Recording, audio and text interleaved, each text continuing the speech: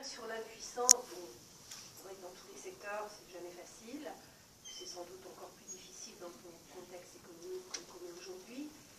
Mais comme je l'ai indiqué, quand l'outre-mer est une priorité politique au plus haut niveau de l'État, eh bien, on obtient finalement ce qu'on veut.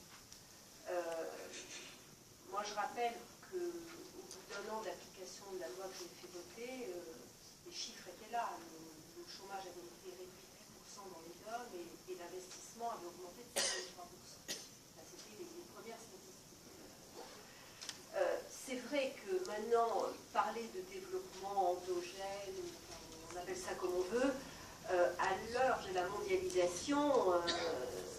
non, mais c'est pas aussi schématique. C'est relatif quand même. C'est pas aussi schématique. Et de toute façon, nos outre-mer seront toujours des îlots de richesse dans des océans de pauvreté. Et on n'y peut rien.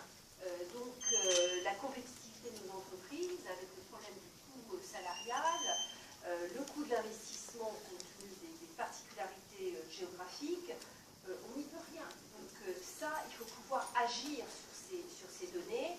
Et c'est, je veux dire, n'importe quel gouvernement, s'il veut faire progresser l'économie de ces territoires, n'a pas d'autre solution que de le faire.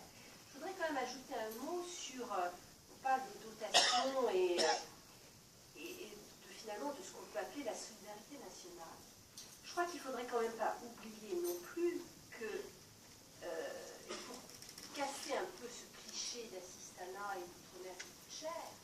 Je voudrais quand même rappeler que la solidarité de la nation, elle devrait s'exercer beaucoup plus à l'égard de nos compatriotes ultramarins qu'à l'égard de nos compatriotes. Et c'est le contraire.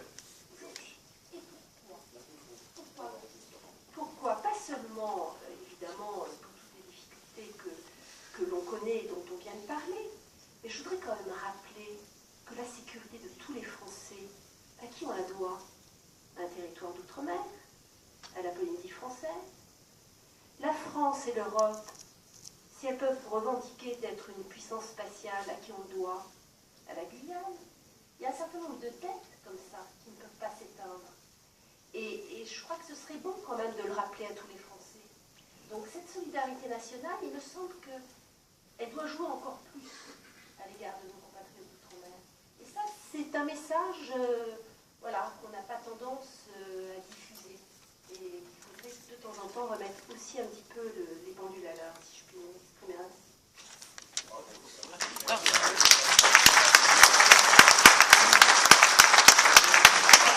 C'est bien que ce soit qui le dit, c'est vrai que aussi, il y a le point de l'histoire qu'il ne faut pas oublier, et qui fait qu'il y a peut-être des choses à porter ensemble, pas à porter tout seul.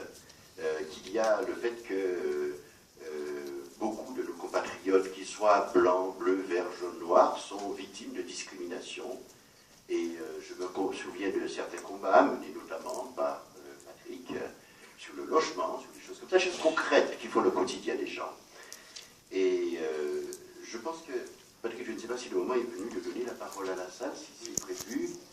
Je te remercie, mais je veux, avant de donner la parole à la salle, réparer non pas un oubli, mais un manquement inacceptable de ma part.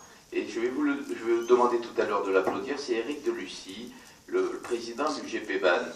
Il est juste en face de moi. J'avais son nom sur ma tablette. Et je voulais vous dire que si le CREFOM a réussi son dîner, si nous avons eu les moyens financiers de financer un dîner qui nous a coûté beaucoup plus cher que ce qu'il a pu rapporter, eh bien, c'est grâce à lui, il a, dès le premier jour, cru au CREFOM, dès le premier jour, soutenu le CREFOM, dès le premier jour, embarqué les chefs d'entreprise derrière le CREFOM. Éric, merci, on peut l'applaudir.